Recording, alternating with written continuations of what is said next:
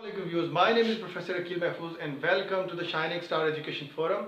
आज जो है हम lecture number 3 MDCAT unit 1 से डिस्कस करेंगे, that is related to empirical formula और मॉलिक्यूलर फार्मूला।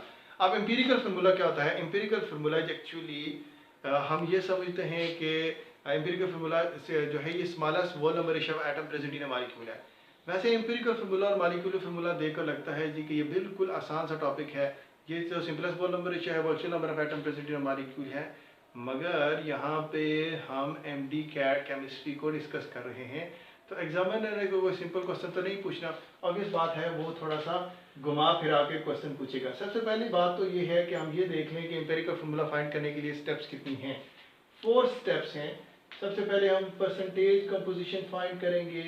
उसके अलावा दूसरा स्टेप जो है वो ग्रेम एटम, और ग्रेम एटम ये बात आपने याद रखनी है, ग्रेम एटम्स मोल के इक्वल होता है। फिर एटॉमिक रेशियो फाइंड करनी है। एटॉमिक रेशियो के बाद आपने होल नंबर रेशियो फाइंड करनी है, whole number ratio of atom present in a molecule. ये बात क्लियर होगी। अब बात आ जाती है जी एम्पिरिकल फार्मूला। तो अक्सर क्या होता है, क्योंकि हमने ये 4 स्टेप देखे हैं, आपको एग्जामिनर क्या कहेगा कि एक अनऑर्गेनिक कंपाउंड है, उसमें परसेंटेज ऑफ जो कार्बन है वो कितनी है जी, मेरे ख्याल 60% हम कर लेते हैं। परसेंटेज ऑफ ऑक्सीजन जो है वो 32% है, और परसेंटेज ऑफ हाइड्रोजन जो है वो 8% है। ओवरऑल 32, 8, 40 और 60 100% हो जाते हैं।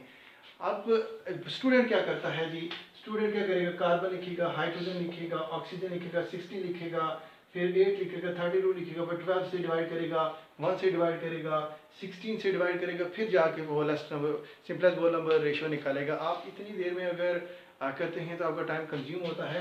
आप सिंपली क्या करें, यहीं पे 12 लिखते हैं, यहीं पे 16 लिख दें, यहीं पे 1 लिखते हैं। यहाँ से आपका आंसर 5 आएगा तो C5, इसको डिवाइड करोगे तो आंसर 2 आएगा, तो इसको और इससे डिवाइड करोगे तो हाइड्रोजन 8 आएगा और ऑक्सीजन के लिए आंसर 2 आएगा।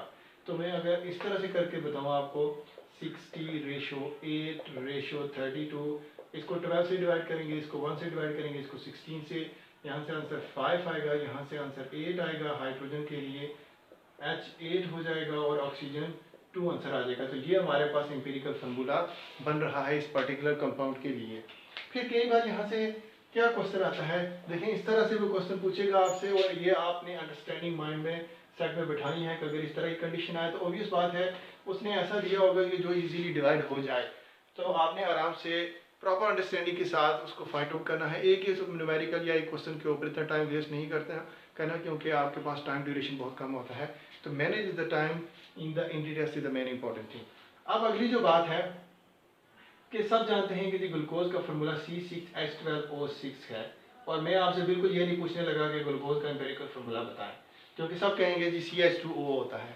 मैं आपसे ज़रा डिफरेंट बात पूछता हूँ कि यहाँ पे अगर आपसे मैं ये कहूँ कि रिंग में जो कार्बन हैं उनके साथ जो हाइड्रोजन जुड़े हुए हैं उनको रिप्लेस कर दें, उनकी जगह पे क्लोरीन लगाएं और फिर एम्पिरिकल फार्मूला बताएं।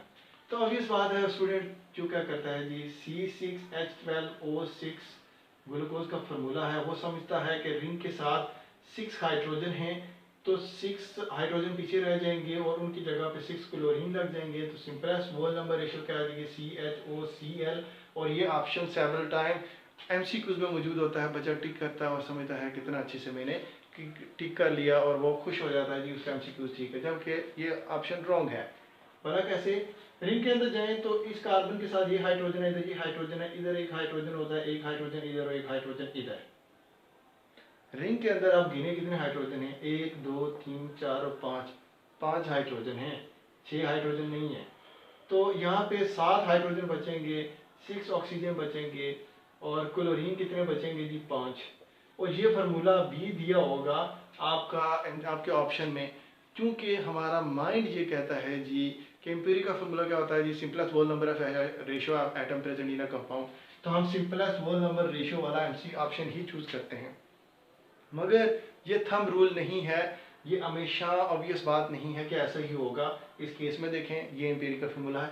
इस तरह से वो डिफरेंट अदर कंपाउंड के बारे में दे सकता है, सक्रोज के बारे में दे सकता है, किसी और के बारे में। एक कॉन्सेप्ट जब आपके माइंड सेट में बैठ जाता है तो आप फ़ौरन से आइडिया अगर मौजूद हो तो आप क्लिक कर सकते हैं कि आपने दूसरे की तरफ कैसे जाना है। एम्पिरिकल फार्मूला के रिलेटेड सेवरल इस तरह की जो डिफरेंट चीज़ें हैं, आपने उनको प्रॉपर अंडरस्टैंडिंग के साथ चलना है। आपने बार बार इन लेक्चर को सुनना है, क्योंकि पर्टिकुलरली वो वाले स्टूडेंट जो अभी न्यू हैं, फर्स्ट ईयर में हैं या सेकंड ईयर में हैं, जो एमडी कैट के स्टूडेंट नहीं हैं, वो भी बहुत अच्छे तरीके से सुने, ताकि उनकी सब्जेक्ट के ऊपर बहुत स्ट्रॉन्गर ग्रिप हो जाए। और आप जो है इसके बाद आगे हम मॉलिक्यूलर फार्मूला को डिस्कस करते हैं। उसके बाद जो अगला टॉपिक हम डिस्कस करने लगे हैं, that is related to combustion analysis. क्योंकि एम्पिरिकल फार्मूला फाइंड करने के लिए जो सबसे best method combustible organic compound के लिए यूज़ किया जाता है, that is the combustion analysis. Combustion analysis में क्वेश्चन आता है कि चैम्बर कितने होते हैं। पहला चैम्बर है कंबस्टिबल चैम्बर है, वाटर अब्जॉर्बर है, कार्बन डाइऑक्साइड अब्जॉर्बर है और अदर गैसेस अब्जॉर्बर है। तो 4 चैम्बर हुए। बात क्लियर होगी। अब क्वेश्चन ये है कि कंबस्टिबल चैम्बर में हमने कहा वाटर एब्जॉर्बर है, वाटर एब्जॉर्बर। वाटर एब्जॉर्बर जो है वो मैग्नीशियम क्लोरेट से बना होता है।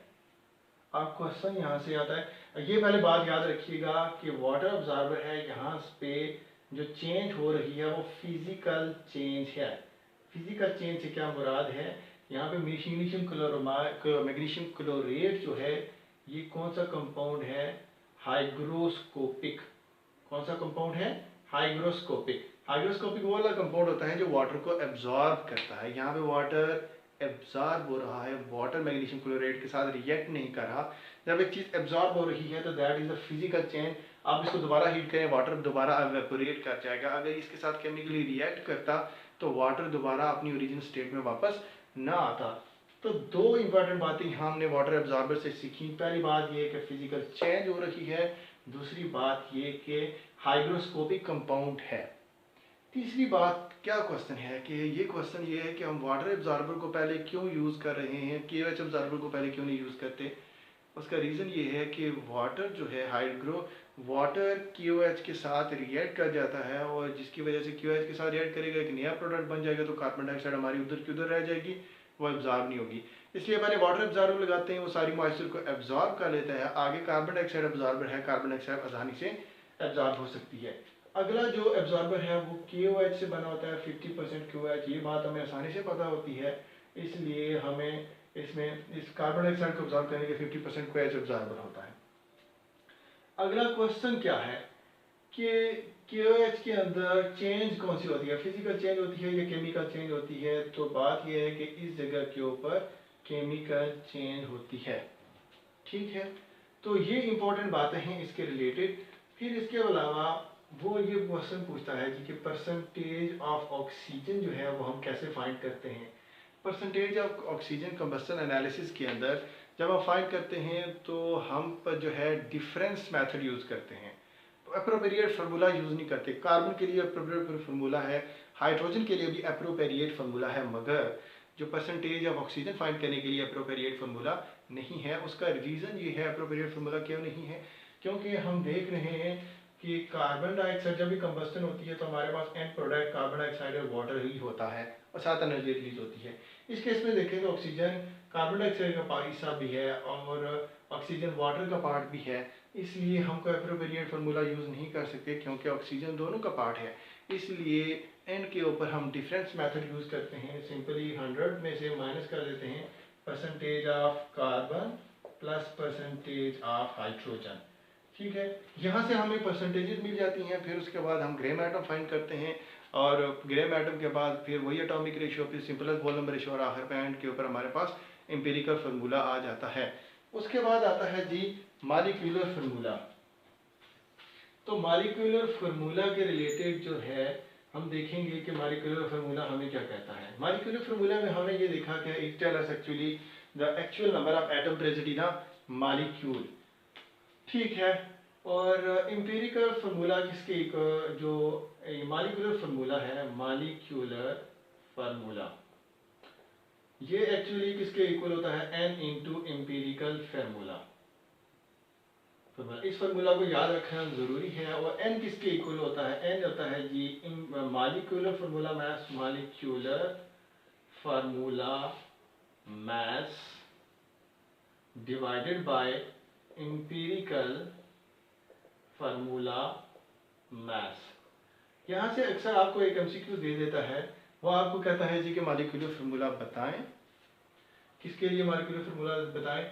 एक कंपाउंड है, कोई भी एक अननोन कंपाउंड दे देता है, उसके लिए वो मॉलिक्यूलर फार्मूला, जैसे आपकी बुक में न्यूमेरिकल भी दिया हुआ है, एक अननोन कंपाउंड दे देता है, उसका मॉलिक्यूलर मास उसने दिया हुआ है कि 110.5 और एम्पिरिकल फार्मूला जो है वो उसका है 55.0225।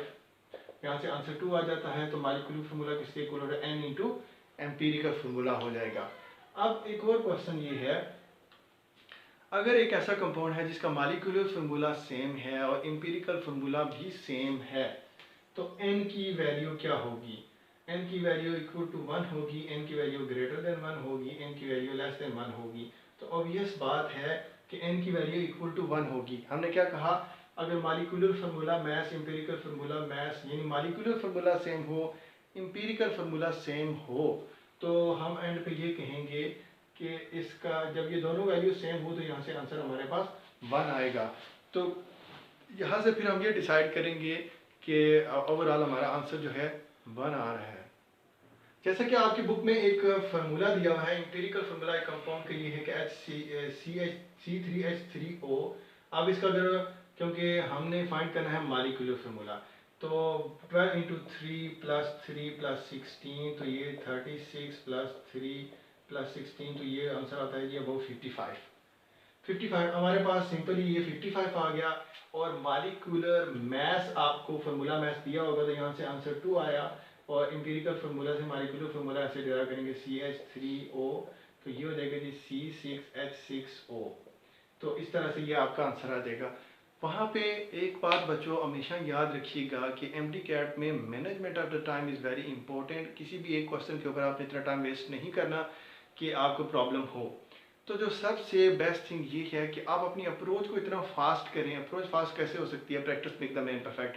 आप अगेन एंड अगेन किसी भी टॉपिक के रिलेटेड जो मोर प्रॉबेबल चीज़ें हैं, जो expected numerical related to that subject हैं, वो आप बहुत अच्छी तरीके से कंसेप्ट अपने स्ट्रॉन्ग करें। इस तरह अगर आप चीज़ों को स्ट्रॉन्ग करेंगे तो प्रॉपर अंडरस्टैंडिंग डेवलप होगी और आपके लिए काम करना भी ज़रा आसान होगा और आपको वहाँ पे जाके मसला भी नहीं होगा। हमेशा खुश रहिए, आबाद रहिए, बहुत अच्छे से मेहनत कीजिए, बिल्कुल भी टेंशन ना लीजिए। जब आप मेहनत करें, बहुत दिल लगा के मेहनत करें, और जो बंदा भी हार्ड वर्क करता है इंशाल्लाह वो आखिर पे सक्सेस ज़रूर गेन करता है। Thank you very much. Okay, Allah.